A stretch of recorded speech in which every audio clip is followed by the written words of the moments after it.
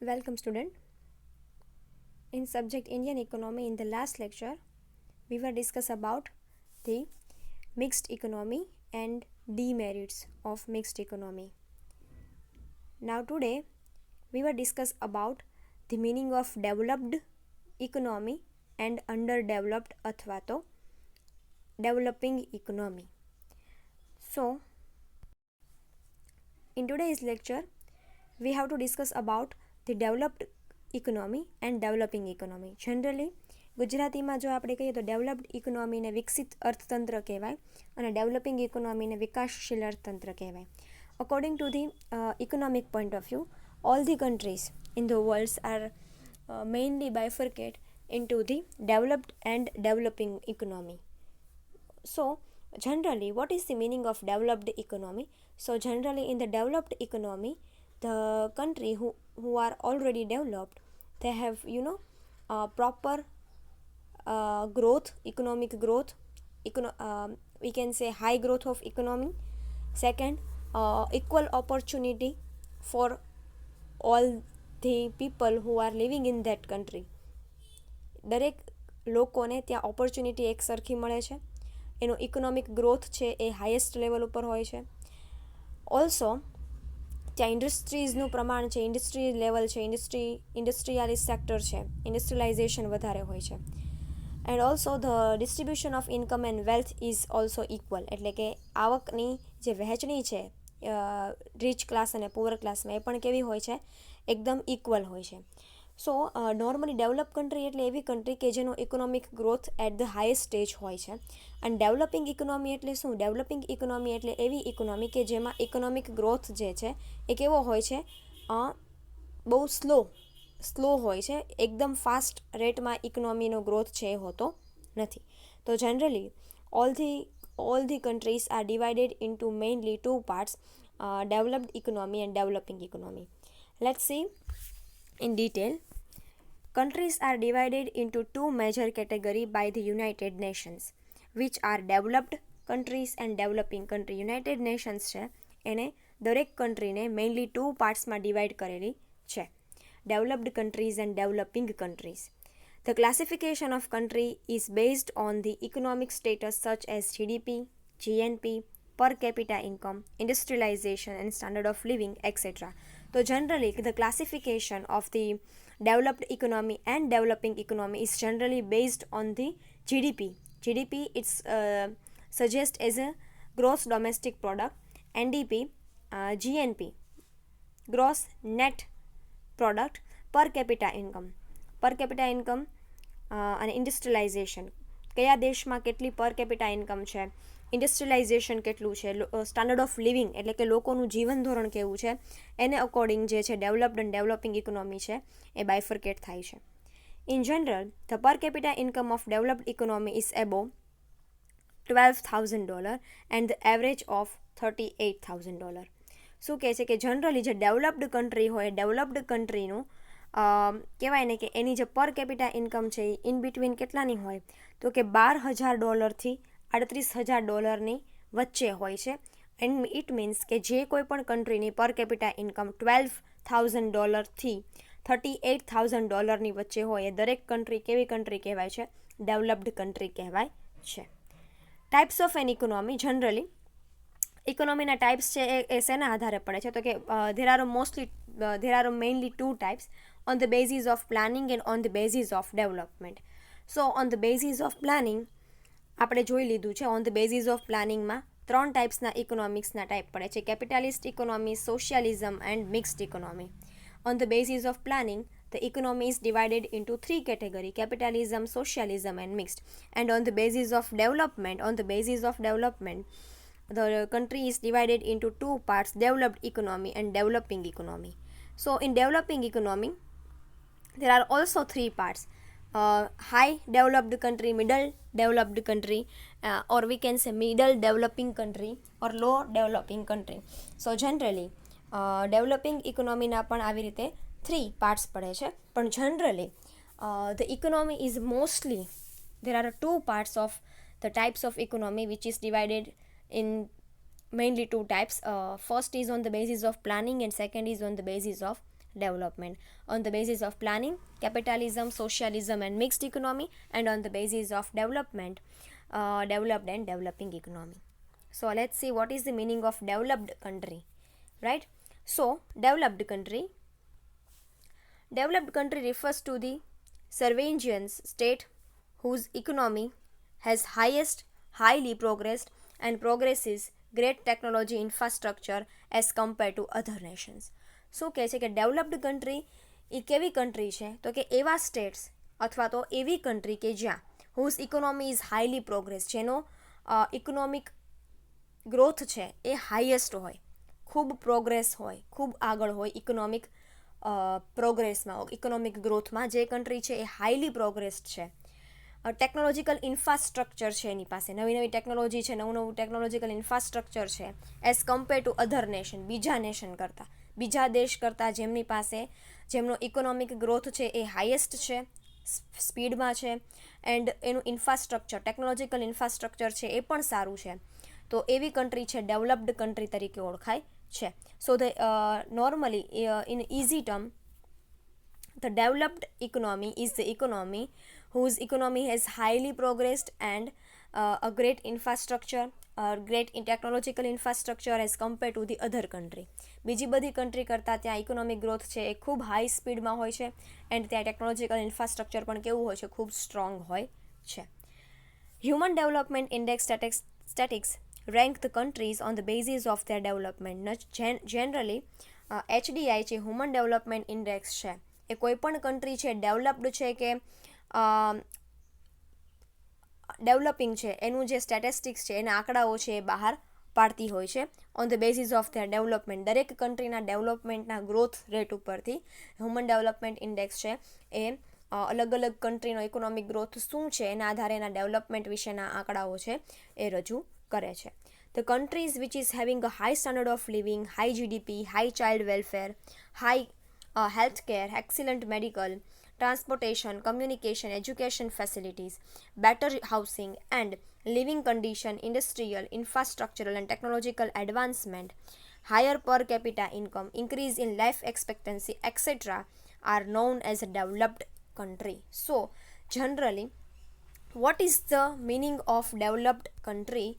So, the developed country in which the standard of living is high. જે કોઈ પણ country જેનું standard of living high છે, જેનો જીડીપી એટલે કે ઇકોનોમિક ગ્રોથ છે એ પણ હાઈ છે, એનો ચાઇલ્ડ વેલફેર, ત્યાંના બાળકોનું જે ડેવલપમેન્ટ છે, ચાઇલ્ડ વેલફેર એ પણ સારું છે, ત્યાંની હેલ્થકેર ફેસિલિટી પણ એકદમ ઇમ્પ્રુવડ છે, એક્સિલન્ટ મેડિકલ, ત્યાંની મેડિકલ કન્ટ્રી જેમની મેડિકલ ફેસિલિટીઝ પણ એક્સિલન્ટ છે, ટ્રાન્સપોર્ટેશન ફેસિલિટી છે, કમ્યુનિકેશન ફેસિલિટીઝ છે એ પણ એટલી ગ્રોથ રેટમાં છે, એટલી સારી છે, ડેવલપ્ડ છે, એજ્યુકેશન ફેસિલિટી પણ એટલી ડેવલપ્ડ છે, better housing and living condition, ત્યાંના કન્ટ્રીના લોકોને હાઉસિંગ, બેટર હાઉસિંગ, રહેઠાણ વ્યવસ્થિત મળે છે, લિવિંગ કન્ડિશન, ત્યાંના લોકોનું રહેઠાણ છે એ સારું છે, ઇન્ડસ્ટ્રીઝનું ડેવલપમેન્ટ બહુ વધારે છે, ઇન્ફ્રાસ્ટ્રક્ચરનું ડેવલપમેન્ટ છે, ટેકનોલોજીકલ એડવાન્સમેન્ટ છે, અને જે દેશની per capita income, the country whose per capita income is also high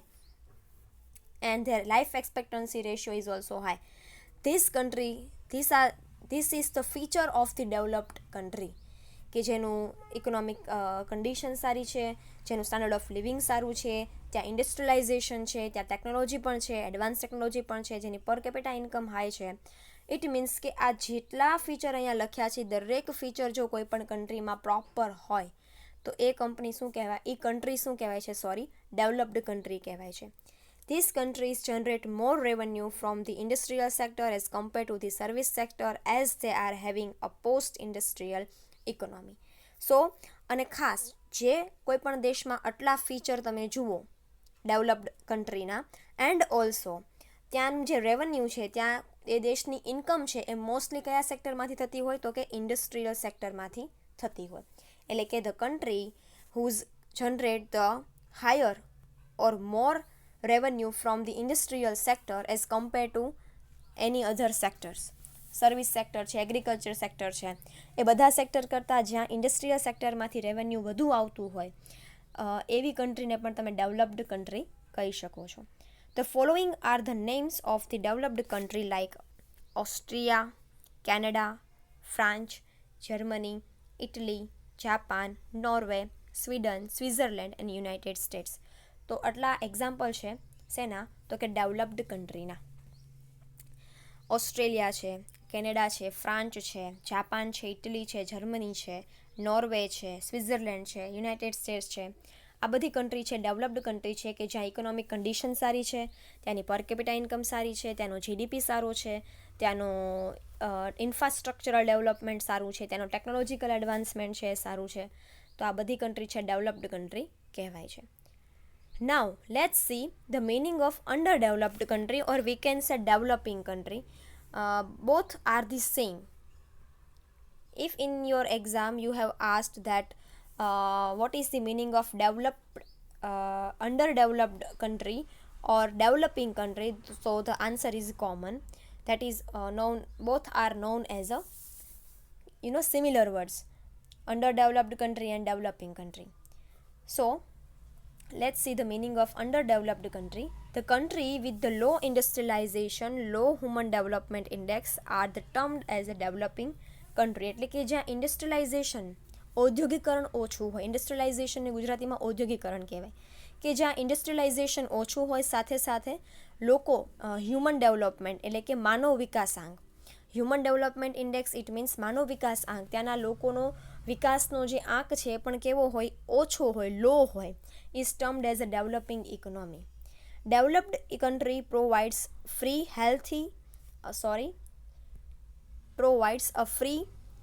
healthy and secure atmosphere to lives, whereas developing countries lack these things. શું કહે છે કે ડેવલપ્ડ કન્ટ્રી છે એ ફ્રી હેલ્થ ફેસિલિટી અને સિક્યોર એન્વાયરમેન્ટ છે એ લોકોને પૂરું પાડે છે, સિક્યોર એન્વાયરમેન્ટ છે પ્રોવાઈડ કરે છે. વેરએઝ ડેવલપિંગ કન્ટ્રીમાં આનું શું જોવા મળે છે? લેક ઓફ ધીસ થિંગ, એટલે કે આ બધી વસ્તુની અછત જોવા મળે છે.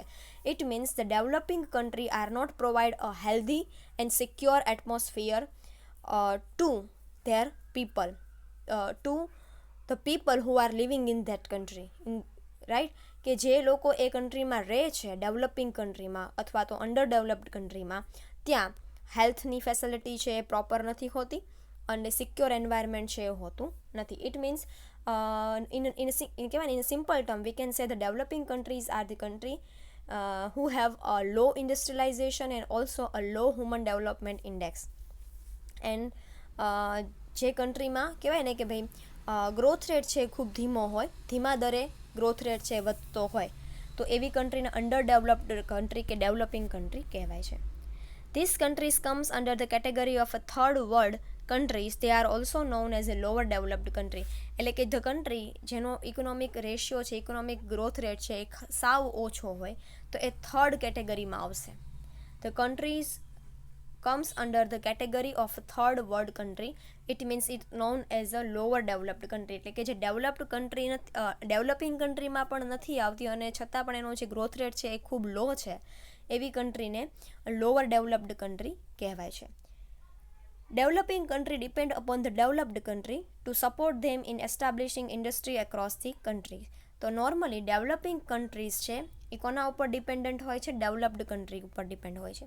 બિકોઝ ધી ડેવલપ્ડ કન્ટ્રી જે છે એ સપોર્ટ કરે છે, ડેવલપ્ડ કન્ટ્રીમાં જે કોઈ પણ ઇન્ડસ્ટ્રીઝ છે જે ઓલરેડી ડેવલપ્ડ છે એ ડેવલપિંગ કંપનીમાં આવે છે અને ડેવલપિંગ કન્ટ્રીમાં આવે છે અને પોતાનું ઇન્ડસ્ટ્રી છે એસ્ટાબ્લિશ કરે છે. એસ્ટાબ્લિશ એટલે કે સ્થાપના કરે છે. The country has a low human development index, that is the country does not enjoy the healthy and safe environment to live. Generally in the developing countryનો મેઇન ફીચર આપણે જો કહેવું હોય તો એવું કહી શકાય કે ત્યાંનો જે હ્યુમન ડેવલપમેન્ટ ઇન્ડેક્સ છે એટલે કે માનવ વિકાસ આંક છે એ કેવો હોય છે? લો હોય છે. અને એ કન્ટ્રીમાં એક પ્રોપર હેલ્ધી અને સેફ એન્વાયરમેન્ટ છે લોકો માટે હોતું નથી. Low gross domestic product it means કે જીડીપી, દેશનું જે ઇકોનોમિક ગ્રોથ રેટ છે જીડીપી છે પણ કેવું હોય છે? લો હોય છે. હાઈ ઇલિટરસી રેટ, ઇલિટરસી એટલે શું? સાક્ષરતા. હાઈ ઇલિટરસી રેટ એટલે કે નિરક્ષરતા. જે ઇલિટરસી છે, અનએજ્યુકેશન છે એનો રેટ છે ખૂબ વધારે હોય છે. Poor education, transportation and communication and medical facilities, એટલે કે પુઅર એજ્યુકેશન હોય છે, ટ્રાન્સપોર્ટેશન ફેસિલિટી છે પુઅર હોય છે, કમ્યુનિકેશન અને મેડિકલ ફેસિલિટીઝ પણ કેવી હોય છે, ખૂબ પુઅર હોય છે compare to developed country. Unsustainable government depth, inequal distribution of income and high death rate and birth rate. શું કહે છે કે ઇનસુફિશિયન્ટ ગવર્મેન્ટ ડેપ્થ, સાથે સાથે કન્ટ્રી ઉપર ડેથ પણ છે, દેવું પણ છે. Inequal distribution of income, it means અહીંયા જેટલા લોકો રહેતા હોય ડેવલપિંગ કન્ટ્રીમાં, તો ડેવલપિંગ કન્ટ્રીમાં છે એ ઇક્વલ ડિસ્ટ્રીબ્યુશન હોતું નથી ઇન્કમ અને વેલ્થનું. High death rate and birth rate, death rate પણ હાઈ હોય છે અને બર્થ રેટ પણ હાઈ હોય છે. માલ nutritions both to the mother and infant, which case high infant mortality rate, એટલે કે બાળ મૃત્યુદર છે, ઇન્ફન્ટ મોર્ટાલિટી રેટ છે, માતૃત્વ મૃત્યુદર છે એ પણ કેવો છે, વધારે છે.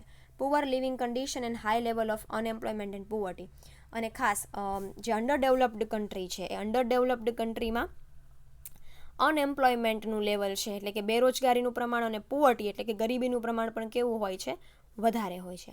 So generally developing country are the country where the low human development index as well as the low GDP, high level of illiteracy, poor system, poor educational system, poor transportation system, poor communication system and medical facility, also high government debt, also high birth rate, high death rate and birth rate, and also the living condition is not proper, or high level of unemployment and poverty. So this is the feature of the developing economy, or we can say developing country. So generally આપણે એટલું clear થઈ ગયું કે what is the meaning of developing economy and developed economy, right? So let's see the example. The following are the names of the some developing country like China, Colombia, India, Kenya, Pakistan and Sri Lanka.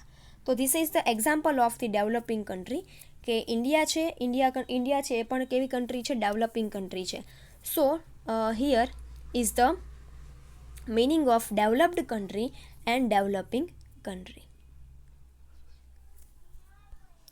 So in the next lecture we will see the difference between developing country and developed country. Okay, so in the next lecture we will discuss about the difference between developed countries and developing countries. Thank you.